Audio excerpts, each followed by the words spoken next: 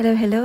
Jonna Rides. Off-duty ang nurse nyo today. Ngayon araw nga ang day 1 ng Golden Week dito sa Japan. And dahil sarado ang hoikoy ng mga bata, napilitan na rin ako mag-day off. Pero okay lang kasi alam ko chance ko na rin to para makapagpahinga. Naku, pahinga nga ba? Tingnan nyo ang mga gagawin ko sa mga susunod. So dito nga is naghihilamos na ako kasi ganyan naman tayo ang morning routine natin everyday. Meron nga agad sumisingit at gusto rin maghilamos. Lately talaga si Shelly, lahat na nakikita niya gusto niyang gayahin. Kaya ang hirap magpakita ng mga bad side sa batang to Gagayahin kasi talaga agad niya. Ayan, so for the banlaw talaga tayo ng face kasi hindi talaga ako titigil hanggat may nakakapa ako dyan na madulas. I mean yung mga tira-tirang sabon, ganyan. So after natin maghilamos, syempre pupunasan natin yan. O dapat daw tap lang. O yan, ganyan, pang mayaman. O fresh na ang nanay nyo, ready na ulit mahagard.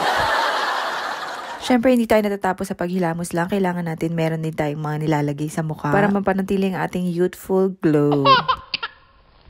So after nga niyan, since nandyan na rin lang ako, sana magsasalang na ako ng labahan. Nilabas ko na nga yung mga gamit nila sa daycare kasi kapag weekend talaga and may mga ganyan na holiday, is pinapauwi yung mga gamit nila para malabhan. Kaso wala pa nga ako ilang segundo nawawala sa paningin niya, ay ayan, bumabalik na naman po ang aling maliit. So medyo sa panahon na yan, isinaaliw-aliw ko siya. Pinapaganda natin ang mood ng bata para humiwalay sa atin kahit papano at maglaro siya mag-isa. Pero parang feeling ko mas bet niya tayo kalaro kaya ayaw niya sa ating lumayo. Otosan.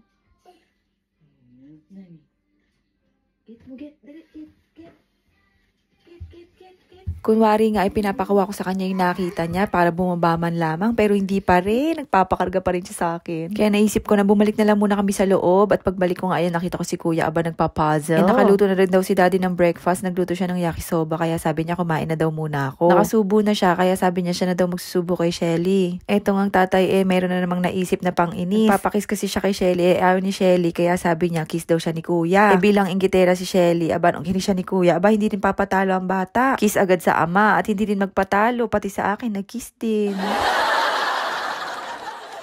Ngiting tagumpay naman ng ama kasi napakisa kanya si Shelly nang wala sa oras. Talaga nga namang hindi pa dadaig ang batang maliit. At nung akala ko nga na pwede na ako makakain. Abat ayan na naman siya. Kaya nga madalas kami nasasabihan sa daycare noon na bakit daw pag kumakain si Shelly gusto nakakandong. Alam nyo naman dito sa Japan ang disiplina. Gusto nila pag kumakain talaga nakaupo sa silya. Alam nyo lang po ay napakaraming silya ni Chelsea pero ayaw niyang upuan. Hindi naman sa sinasanay namin siya na ganito. Sadyang siya ang tumatayo at lumilipat sa amin. Mas ganado siya kumain na nakikigulo kaysa yung siya yung sinusubuan. Hinahayaan naman namin siya kumain mag-isa niya, binibigyan namin siya ng pagkain niya. Pag ganun, hindi rin niya ginagalaw, lilipat pa rin siya sa pagkain namin.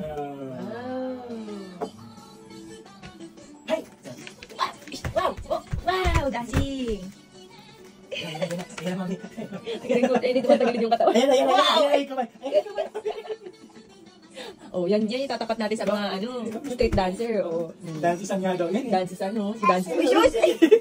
At sa wakas ito na nga itutuloy ko na nga aking paglalaba. Kalalabas ko nga lang yan bumuntot na naman agad sa akin si Shelly pero no choice na talagang ipupush ko na tong paglalaba ko. So after ko nga makapagsalang yan is bumalik na rin ako sa loob para naman meron na naman akong agenda. At ito nga yun mga mami, gustong gusto ko na tong gawin noon pa kasi talagang init na yung mata ko dito sa mga laruan dahil talagang halo-halo na sila. Bilang marami rin lang tayong oras para gawin to, sige na pagtuunan natin to ng pansin. Sa sobrang dami kasi at naghalo-halo na, ayaw na nilang laruin. Yan, kita nyo, nung binuhos ko, tingnan mo, nagkaroon na naman ng interes si kuya. Pero si Shelly, ibang pinupuntirya. Sa sobrang crowded na kasi nila, may mga hindi na sila nakikita. So kaya naisip ko na ayusin na siya at yung mga hindi na nila kailangan ay itapon na or ipamigay na lang. Minsan kasi yung mga drawer na yan ay hindi na rin namin maisara. Pero hindi pa nga naman ako nakakapagsimula. Tingnan mo naman si Shelly, isa-isa niya nang binabalik sa loob. Kaya sabi ko sana pala ginawa ko na lang to pagtulog na sila. Pero dahil naibuhos ko na, hindi ko na yan pwede ibalik dahil magwawala na yung mga yan. So, kumuha na nga ako dito ng plastic para ma-sort out na yung mga magkakasama. Si kuya kasi pag naghahanap yan ng isang laruan, gusto niya yung magkakagrupo. Mahilig kasi si kuya sa fishing set na laruan. And siguro mga nakatatlong beses na kami bumili sa kanya nun. Halos same lang yung mga sea creatures kaso nagkakatalo lang sila sa laki. Kaya si kuya, pag isa dun sa grupo nun ay wala, alam niya kung anong kulay at kung anong itsura nung nawawala. Noong isang araw nga, naghahanap siya ng octopus. Binigyan ko ng green, red daw dapat.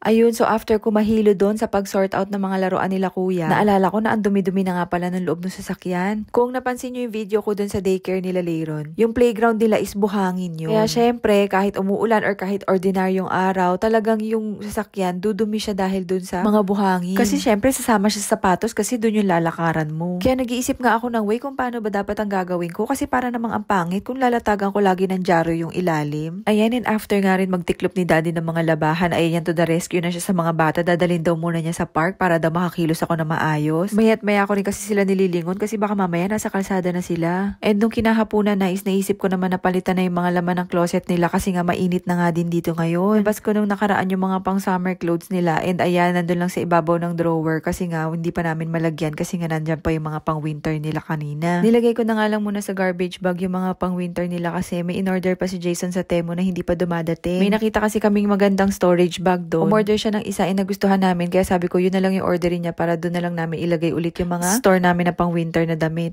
Actually, ito talaga ang struggle kapag nasa 4 seasons ka na country. Tapos maliit lang yung bahay mo kaya limited lang yung mga pwede mong paglagyan. Buti na nga lang din nagkaroon tayo ng long holiday ngayon para magawa natin itong mga ganitong bagay. Kasi naku, kung gagawin lang natin to sa day off, hindi talaga uubra kasi 1 day off lang yun. Ang mangyayari talaga is mawawalan tayo ng pahinga. Imagine mo, napakasaklap, diba? Nag-day off kang pagod, tapos papasok ka na naman pagod. Actually, parang gusto ko pa nga sanang i-sort out yan kasi hindi naman lahat yan is kasya pa kay Shelly. Yung iba dyan sa tingin ko, naliitan niya na rin. Pero sabi ko, sa susunod na lang kasi may bukas pa naman. Ayan nga, nilabas naman na ni Jason yung para sa amin. Hindi na nga niya natapos yan at nakatulugan na niya. Ang dami pa namin tatanggalin at kailangan ilabas ng mga damit. Pero ipagpabukas na natin yun.